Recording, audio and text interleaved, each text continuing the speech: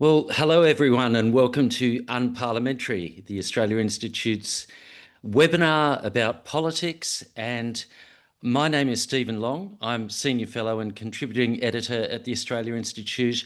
I'm coming to you from the lands of the Gadigal people of the Eora Nation, and I pay my respects to their elders past, present and emerging, and to Indigenous Australians everywhere. I would like to introduce our guest today, Jason Koutsoukis.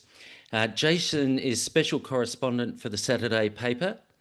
He's based in the Parliamentary Gallery in Canberra, and you can see him there right now with his colleague Karen Barlow in the background, the screen's running, working journalist. I've known Jason for a long time. He's a very nice chap. He's had an illustrious career. He worked on The Age, The Sunday Age, The Financial Review, Bloomberg and Nikkei. He's been a federal political reporter on and off for decades. He's also worked as a foreign correspondent in the Middle East and Asia. And if you don't already, I'd really urge you to get the Saturday paper and read his writing, because he's got a lovely turn of phrase and a lot of insight and some good context. Well, Jason, what a week in politics. What a time we're living through, especially for the coalition. And I don't know where to start. So let's start with climate policy. The National Party has abandoned net zero. The Liberal Party is clearly divided.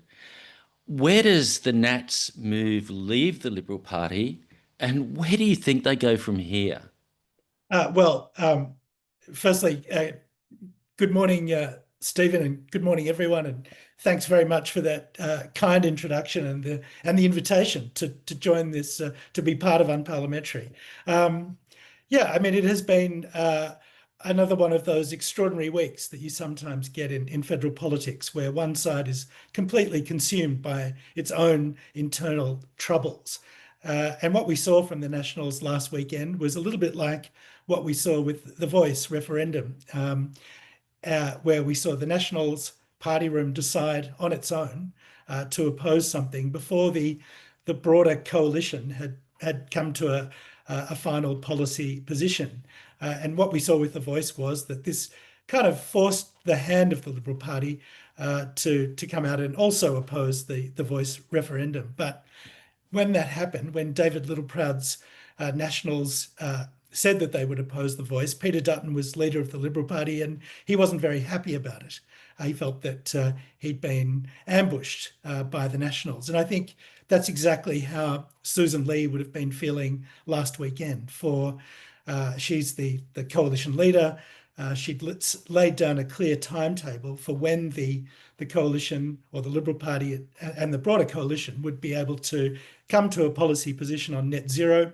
But instead of waiting, the Nats decided they'd just jump out in front of the Liberals. And I think the reasons that David Littleproud did that was because he's got his own internal problems. He's got people like Matt Canavan and Barnaby Joyce and Michael McCormack, who are all agitating on this question of net zero.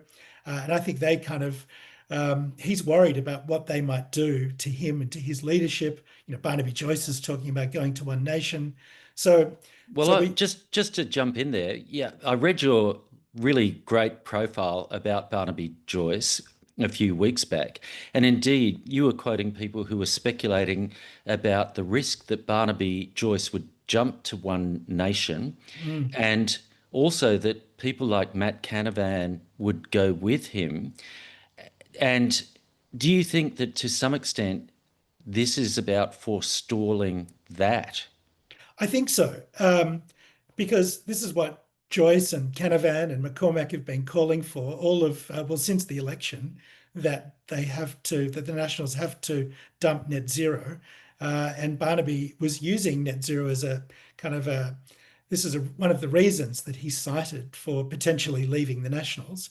The other big reason is, of course, he can't stand to be in the same room as David Littleproud, but he's, net zero is the kind of policy fig leaf that he's been using to try to justify leaving the Nationals and defecting to another party. So back to where it leaves the Liberals, where do they jump? Well, now, Susan Lee has said that the Liberals will have a party room meeting on Wednesday, and we're all expecting that the Liberals will follow the Nationals and probably dump this commitment to net zero. They'll have to come up with some sort of aspirational target, but that formal commitment that Prime Minister Scott Morrison committed the Liberals to, the coalition to, of reaching net zero greenhouse emissions by 2050. I think Susan Lee's going to have to jettison that. And the reason she's doing it is to try to save her leadership. And of course, To stop herself from being jettisoned. that's right. And that's, of course, still an open question. Yeah. We saw one of the Liberal senators this morning say that they should be talking not just about net zero Wednesday, but talking also about the leadership. I'm imagining a situation where they call a spill and they say, whoever wants to lead the Liberal Party, please step forward, and everyone takes a step back except for Susan Lee, because why would you want to do it at this time? I mean, I guess that's the big question in terms of this leadership talk. Well, so close to the end of the parliamentary year, so close to that kind of summer holiday. It's been a long year in politics. We had an election.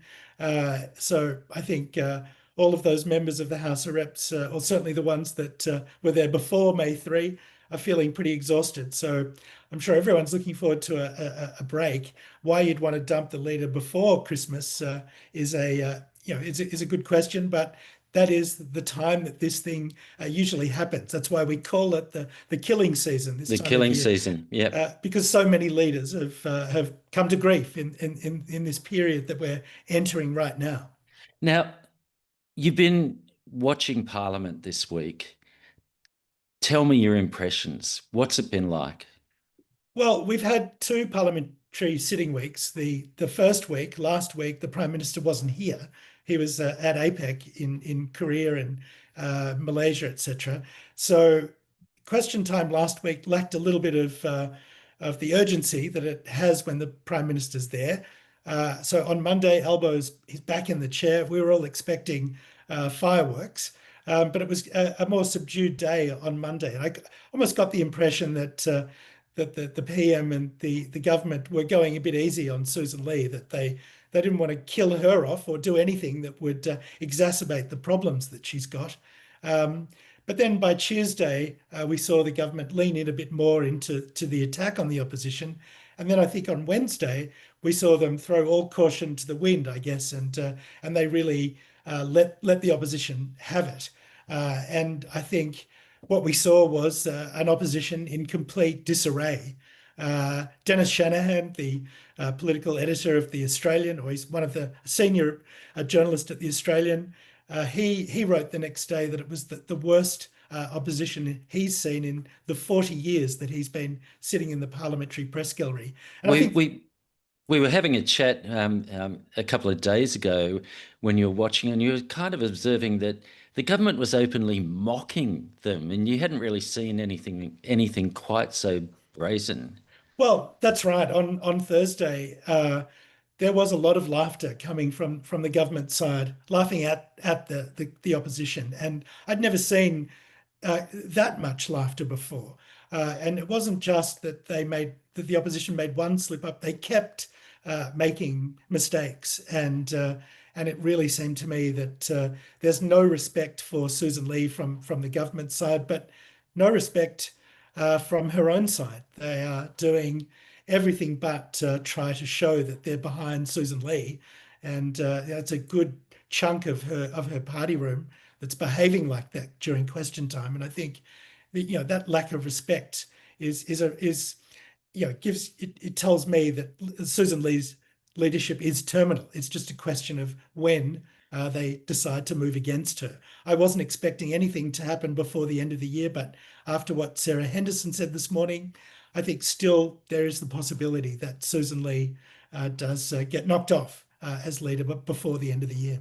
And the coalition shifts to the right, not towards a more centrist or possibly more progressive position on climate that would win at votes in the inner city. That's right. And it seems like they're intent on moving in the other direction, not back towards the centre, but further to the right. which raises the question of what pressure is there on Labor to adopt a bold agenda and deviate from a very cautious centrism, a do little centrism that they've displayed so far. I think there's no pressure on the government to occupy anything other than the centre ground.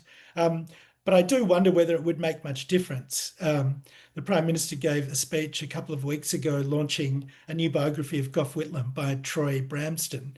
And he used that speech to contrast himself with Gough Whitlam himself, and the contrast was that Gough's style was crash through or crash. Uh, uh, Anthony Albanese sees himself as very much a different kind of politician, and his speech was all about the virtues of a cautious approach to to be pragmatic, to compromise, to not be too bold, and I think that's something that he has very much defines him as a politician. And I think we saw after the election, Paul Erickson gave a speech to the National Press Club, and one of the things that Paul Erickson talked about was the dangers of overreach, how John Howard had overinterpreted his mandate in 2004 and come up with work choices, which was very unpopular. It wasn't something that they talked about much during the 2004 election campaign. And it was seen as being one of the things that undid John Howard. The other thing Paul Erickson talked about was Campbell Newman in Queensland. This was another salutary lesson that of overreach, the dangers of overreach. And no one would have guessed that Campbell Newman would lose after one term, but he did. And so you have politicians and leaders on the Labor side identified as supposedly being on the left who are utterly unwilling to do anything that could be seen as progressive or risk indeed any political capital. Richard Dennis has written a great vantage point essay about the dead centre. And I mean, you mentioned Whitlam. I just wonder, why would Albanese be so motivated to just be in power? It seems like the motivation is just to cling on to power, whereas Whitlam wasn't in power for long. But look at the legacy in the country, the medical system, so many things, the cultural progressivism, the role of women, or there's so many things that they did. What's the point in being in power just to hold on to power? Well, great question. It's so interesting looking back at the Whitlam government. I mean, only a 3-year government, but we have never stopped talking about it. And you walk around the ministerial wing and you'll see often in the foyers of some offices, Pat Conroy, the Defence Industry Minister, is one that comes to mind. Has a big portrait of Gough there, and so Gough is such an inspiration for so many people in the Labor Party. But I guess on the other side of that is this fear that, and the PM himself has expressed this, that he feels there's no point implementing change if a new government can come in after the next election and quickly undo all of those things. But as you rightly say, if you're bold enough, if you implement change that is transformative enough, it makes it difficult for future governments to undo that. And I think Gough Whitlam certainly satisfied that. He was that. Another interesting, perhaps, explanation for the PM's cautious approach was put to me the other night by Frank Bongiorno. He's the great Australian historian at the ANU. And Frank suggested to me that, as a member of the New South Wales left, which has sat in the shadow of the New South Wales right for so long, that Anthony Albanese has been forced to compromise for most of his political life, and that's just what he's used to, growing up in the New South Wales branch, fighting the right, always losing, always being forced to take what the right will give him. That perhaps that's inured him to this kind of more cautious approach and this determination to compromise and not ask for too much. And his background as a Labor Party apparatchik on the left not only gave him that legacy, but also the control of the numbers, in a sense that you had to have a lot of discipline. And I get the impression that there's a lot of internal disquiet and dissent about how cautious Labor's being on climate and on inequality, and Palestine to some extent too, but we're not going to see that emerge into any kind of open warfare because Albo knows how to control the caucus. Absolutely. And like if you compare this caucus to the caucus in the Hawke and Keating years, when there were often times when the caucus said no to the Prime Minister. One example of that was remember the MX missile crisis, and Prime Minister Hawke had been over to the US. He'd done a deal with, I think it was George Shultz, who was the Defence Secretary at the time, and Australia was going to help provide a space for the US to test these MX missiles, and here in Australia, and the Labor caucus then said absolutely no way, and so Hawke had to sort of quickly backpedal, and yet it's inconceivable that such a thing would happen now. With AUKUS, say. With AUKUS, for example, or perhaps with an issue like the EPBC Act, which the government is trying to get through now. And this is a caucus that some have described as supine, that they are just prepared to roll over and let the PM do anything. But I guess there are other reasons for that. Fresh in all of their minds right now is what happened during the Rudd-Gillard years, and that disunity destroyed the government, and there's no point being in opposition. You can't do anything then. So there's a flurry of discussion amongst people in the webinar. I'll raise a couple of questions that have been asked. Dylan Huntley, there's a bit of a preamble, but I'll get to the point. Given the rightward shifting of the Overton window, how can a genuine progressive movement build political power in practical terms in Australia over the coming decades? Well, it's easy. Just we'll start with the easy one, eh? Well, I think look, it's a really hard thing to do, but I guess you have to explain to the electorate the reasons why you want to change something. I think you've got to prepare the electorate for big changes. That was, I think, the secret to the Hawke and Keating government's success, that they had these great champions who were able to go out and explain why change was needed to the electorate. They were, I guess, different kinds of changes, where they weren't like many of those financial deregulation reforms that Keating's now famous for, were things that obviously the conservative side of politics had wanted to do but couldn't. But still, Paul Keating was the architect of a lot of those changes, and I guess the secret was explaining to the electorate the reasons they needed those changes. And yes, I've seen it in Australia and England. The Labor Party's a better place to implement neoliberalism. So that's right. But on my answer on that, Jason, that question about building a genuine progressive movement, is the demographics are shifting, and you've seen Mamdani elected just yesterday, I think it was, in New York City as a Democratic socialist. And in Australia, all the survey evidence consistently shows that young people are more progressive than previous generations. They're staying progressive for longer. They care about climate. They care about inequality. I actually think that there's a serious long-term risk for Labor in taking these positions because of that shifting demographic. Absolutely. I think we all looked at the Greens' performance at the last election, and we think, well, the Greens didn't do very well. Yes, they did lose 3 lower house seats, but their primary vote was only down by 0.5%.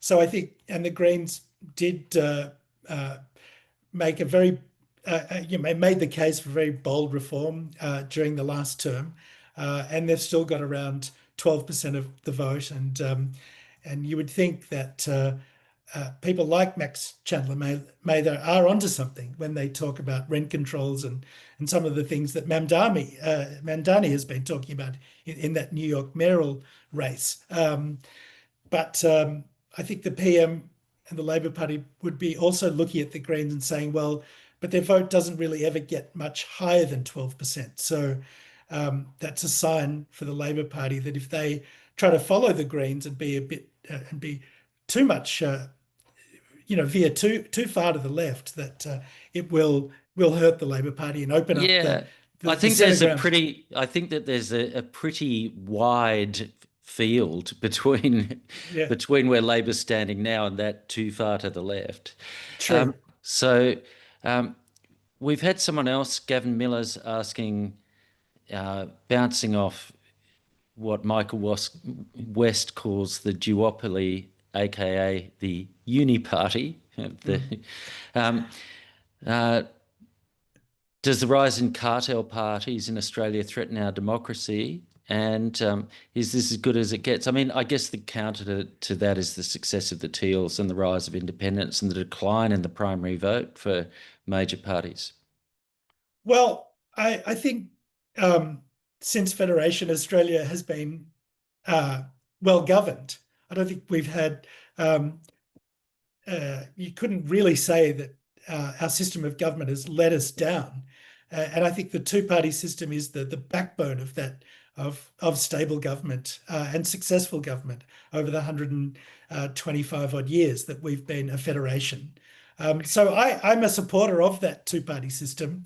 I don't think it's quite a unit, just one party. I think there are clear differences between the two sides, and I think, yes, you could even say that the Greens, yes, they're much more progressive than the Labor Party, but they are, in a sense, the old socialist left of the ALP. A lot of the people who are in the Greens now used to be in the Labor Party, people like Adam Bandt or Max Chandler Mather.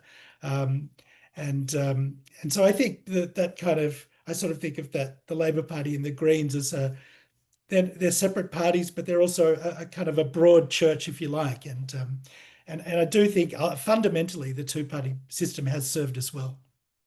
And yet we've just discussed how, because of the positioning of the coalition and the lack of pressure on the Labor government, there's backsliding on what actually we know through the physics and the science needs to be done in terms of climate change policy. And we haven't even discussed what needs to be done to actually provide the revenue to create the social democracy that I think Australians want. It seems to be bipartisan consensus that Australians want strong public provision of services, but you can't have a Scandinavian style, sort of social democracy on a parlous tax base. And if you look at where we sit in the OECD stats, that's kind of what we're doing.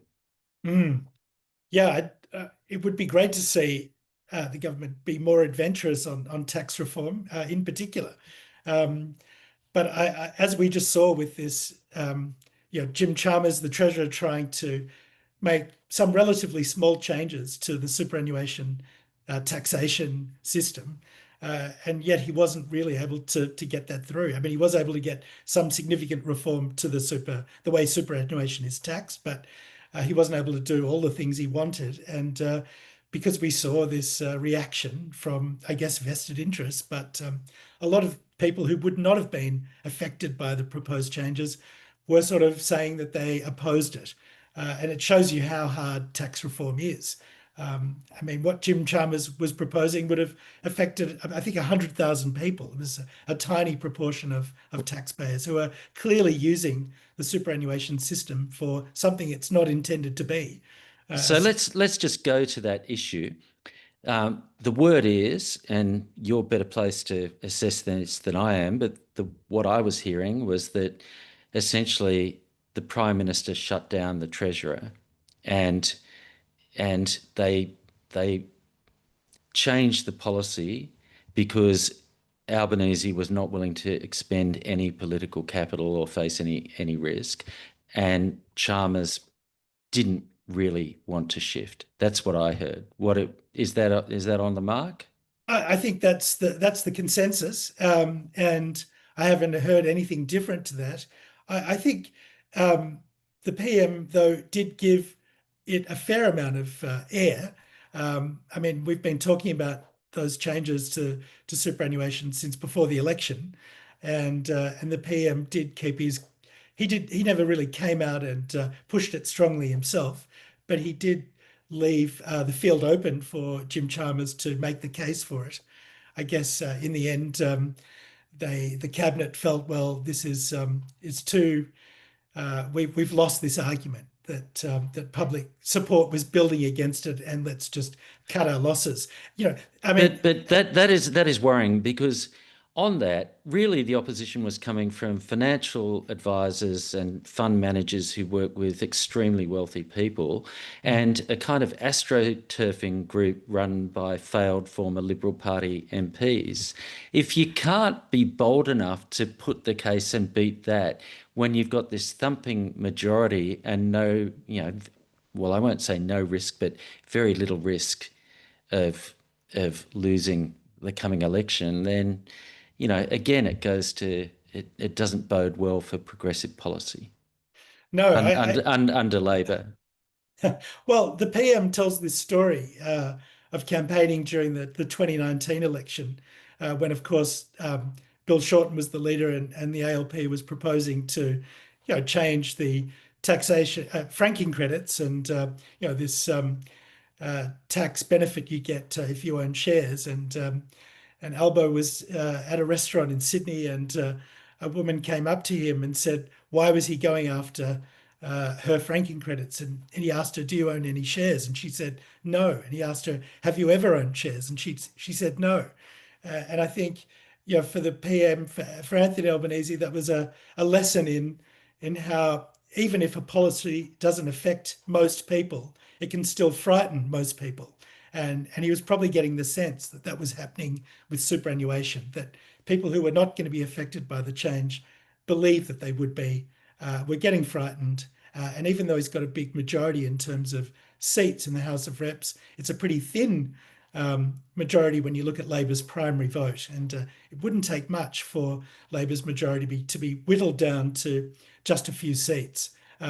We saw that happen in 1998.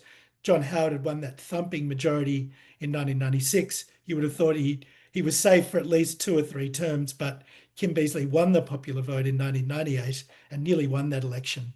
Yeah, that's certainly true. And if Labor had put more resources into an election that they didn't think that they could win, then history may have taken a different turn. Now let's go. We mentioned this. You touched on this earlier, Jason, but the EPBC Act. What's your assessment of where that's going to land? Well, I think the government definitely wants to get this legislation passed. We've got one more sitting week, which is at the end of November. I think the way that Murray Watt, who's the Minister for the Environment, has played this issue so far is to try to wedge the coalition, to try to make it impossible for Susan Lee not to do a deal with the government and get this legislation through. And we saw this week that kind of starting to look as though, this coalition of business interests, the big business lobby groups like the Business Council, the Chamber of Commerce and Industry, the Australia Industry Group, even the Minerals Council, are all coming out now and essentially putting pressure on Susan Lee to do a deal with the government. And my sense of this is that Susan Lee will fold in the end, and they will try to help the government, that they'll supply enough votes so that the government can get this through. What does it tell us about the legislation that just about every major business group is furiously lobbying the coalition to pass it? Well, it's probably, the government is we'll end up with legislation that business is happy with, which means, pro development. I guess a lot of these renewables energy projects, we need this legislation for that too. So this legislation is very important to the government's energy transition plans. Yeah. And I think that's true. But the thing that concerns me is if you look at it, they haven't actually announced the standards, but they say that the standards that will apply will be set via legislative instrument, that is regulations. So Mm. not even taken to the Parliament. I mean, this is a recipe, and you talked about possibility of a change of government. Let's project to a future where, say, we have Andrew Hastie in, and let's say Matt Canavan's the Environment Minister.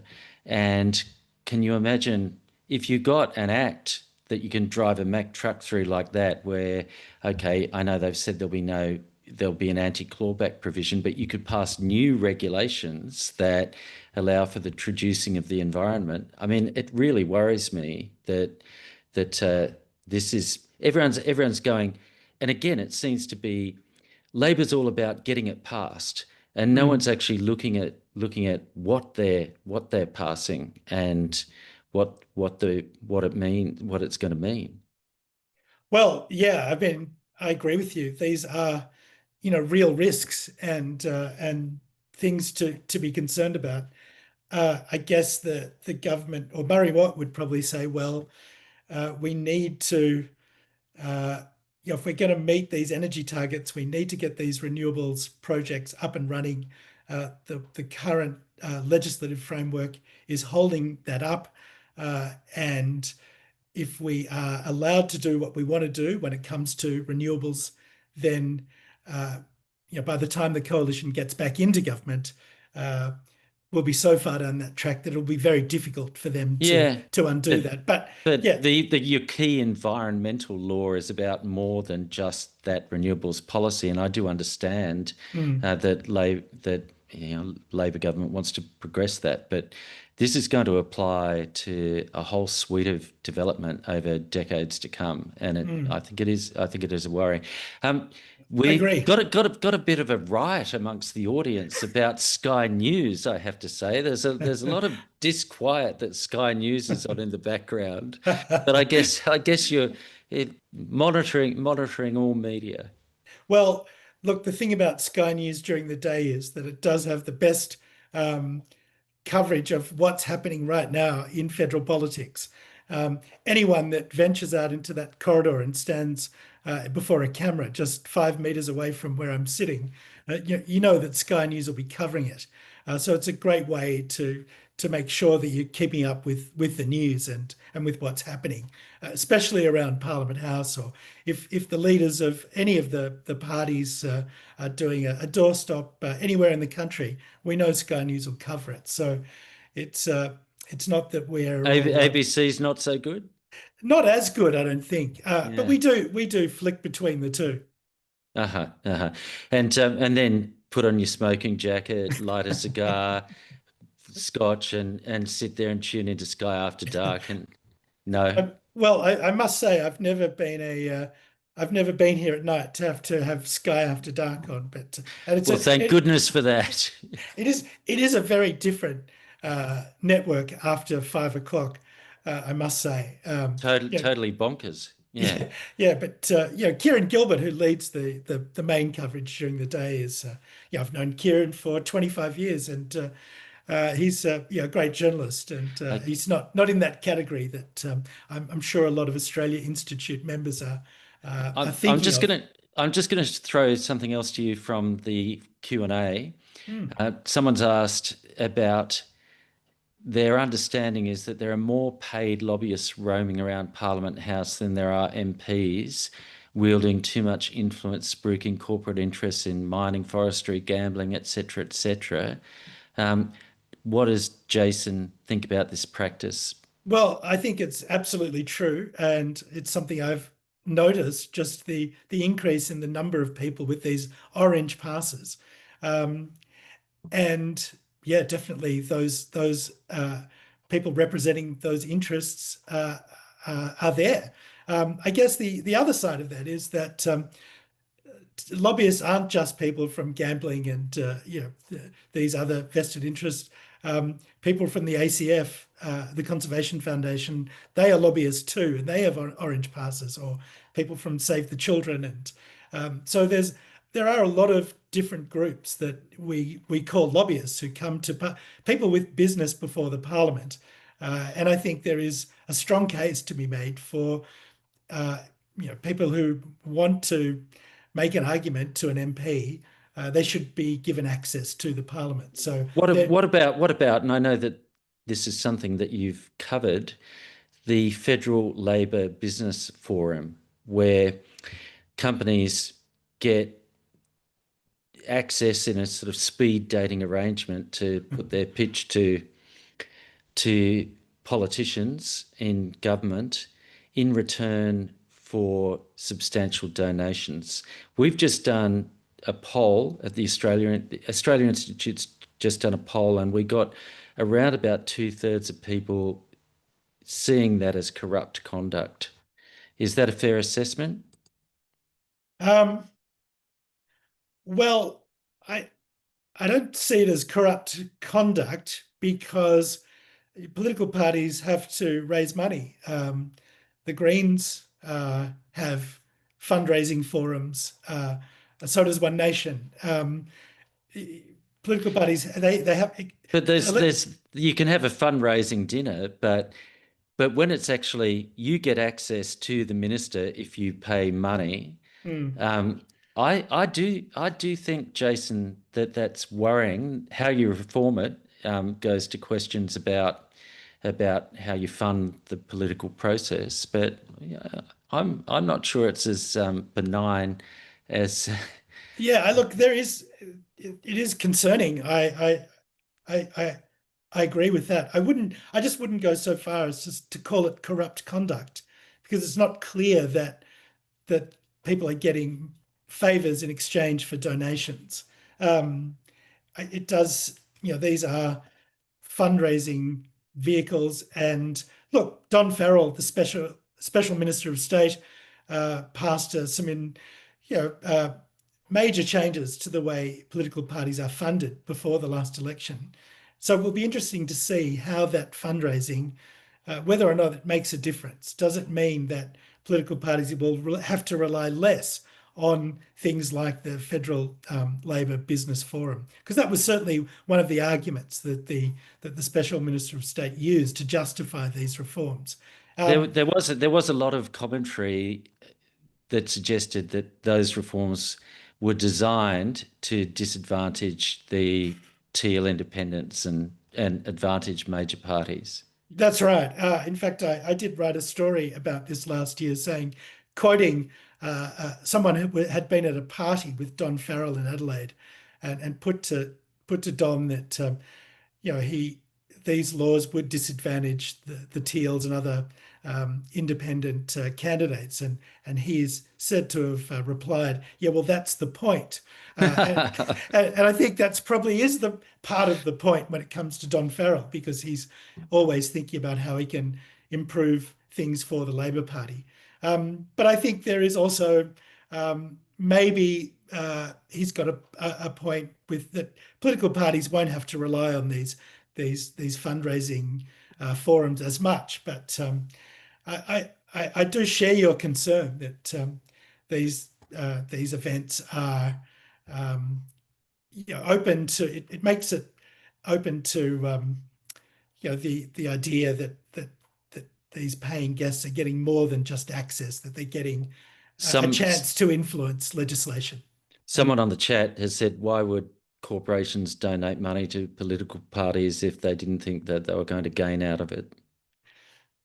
That's true. That's true. It is a concern, and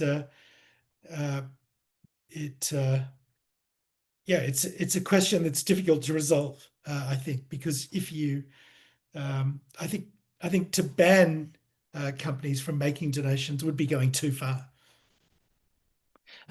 Someone said, is it unrealistic to expect to see the continuing rise of the independents because of Labor's tin ear on climate, I guess, and other issues like that? No, I don't think it's unreasonable at all. I think the Simon Holmes Accord has built a very effective fundraising machine with Climate 200. The candidates that he didn't, one of the Teal seats was abolished.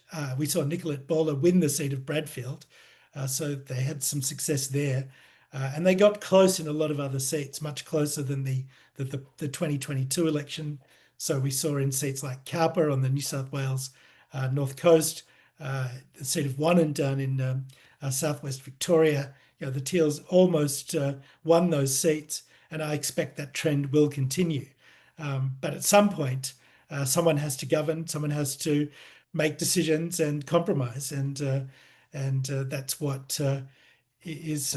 If the Teals do keep growing in influence, then they will have to be part of decision making at some point, and they won't be able to maintain that ideological purity, I don't think, because it's impossible to do that. What do you mean? Well, I mean, you have to govern, you have to win a majority or have a majority in that House of Representatives, and so you can't just have it your own way all the time. At some point, you will have to, or to get things through the Senate. At some point, you do have to compromise. Yeah, well, if we see a different makeup of the Senate, it will raise those kinds of issues. At the moment, Labor's got a choice between the Greens and the Coalition. They seem very much more inclined to look to pass legislation via the Coalition. Is that a fair assessment? I think so. And I think it probably also suits the Greens a little bit as well, because if we say, look at the EPBC Act, do the Greens want to help Labor get that through? Because then they'll own that legislation. And I'm not sure that the Greens want that. It suits them politically to have a bogeyman.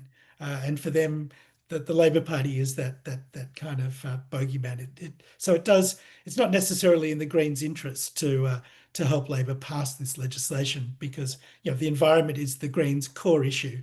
And do they want to be seen as being part of something that is really a compromise, and something that is going to help big business as well? So I think, definitely in this case, the government wants to negotiate with the Coalition, but so do the Greens probably want that as well. Any final observations? Well, in past years, the Prime Minister has spent the last weeks of December, once Parliament has risen, huddling with his key advisors, the key leadership team, people like his Chief of Staff, Tim Gartrell, Paul Erickson, the National Secretary of the Labor Party, and key ministers like Tony Burke, Richard Marles, Jim Chalmers, Don Farrell, etc., and trying to, what is the research telling them? What do we want to do in the next year? So I'll expect the PM to be doing that in December, and then come out with a speech to the National Press Club at the end of January. And there's always a surprise in that speech that he gives, some new initiative.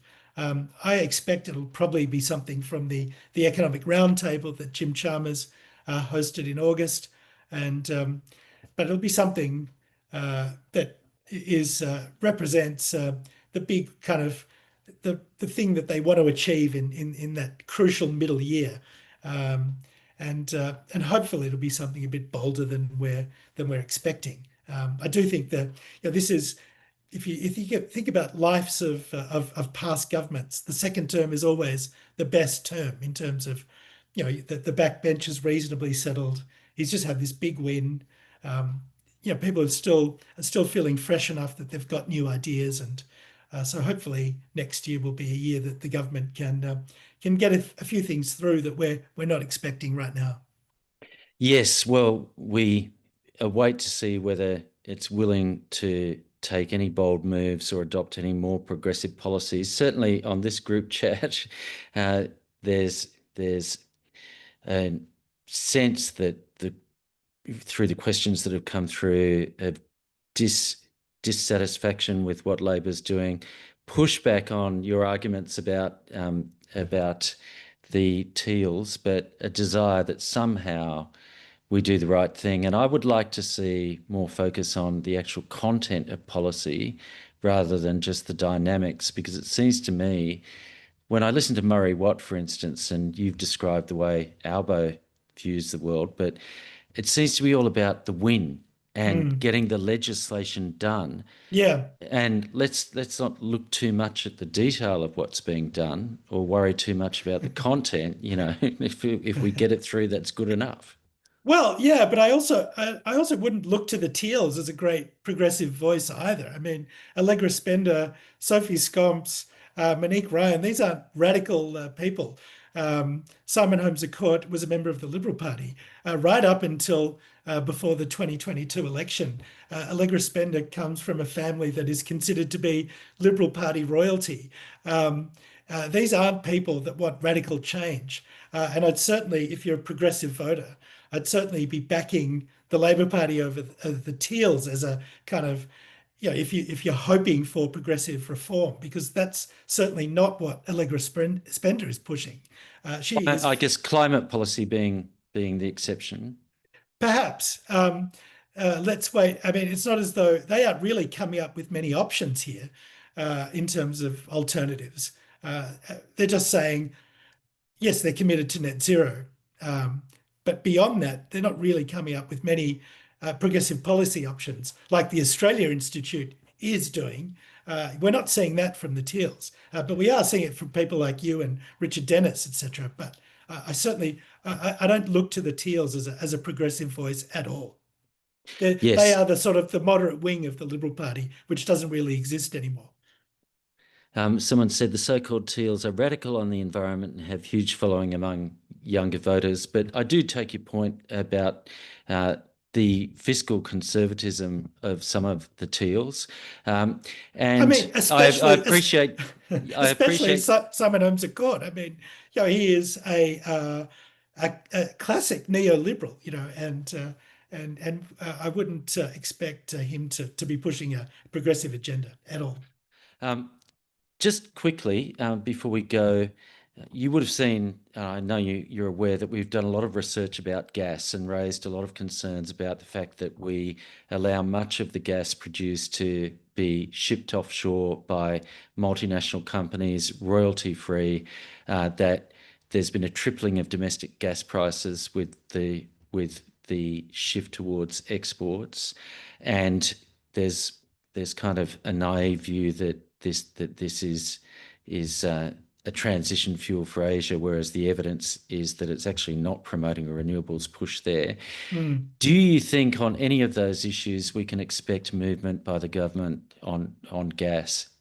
I'm actually hopeful that this is one area that the government may do something, and that is to tax gas companies properly.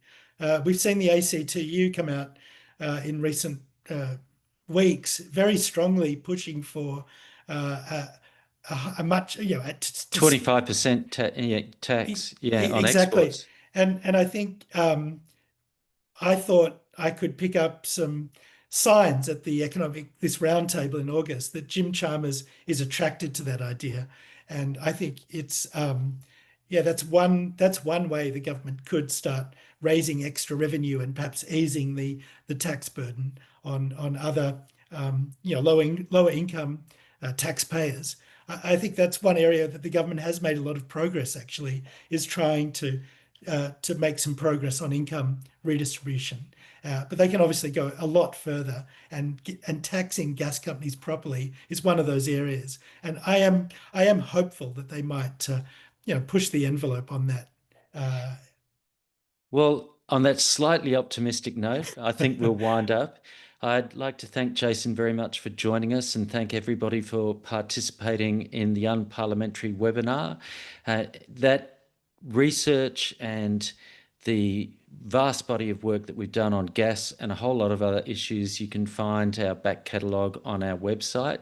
And I'd also encourage people to have a look, if you're not doing so already, to tune in to The Point, our new portal for news analysis and fact-checking of some of the corporate claims. So take a look at The Point. And thanks again, Jason. Thanks everyone for being here. Well, thank you, Stephen, for the invitation. Thanks everyone for being part of it. It was really a fun experience for me, and thoroughly enjoyed it. Thank you. Cheers, Stephen. Thank you. Cheers. Thanks for watching. If you'd like to keep up to date with all our latest research and work, sign up to our newsletter. Delivered every fortnight, it includes behind-the-scenes updates from Richard Dennis, an exclusive cartoon from Judy Horacek, details for our upcoming events and webinars, as well as explainers, graphs, and not to mention the latest cutting-edge research and analysis from the team here on the key issues that are facing Australia. Click the button on your screen to check it out.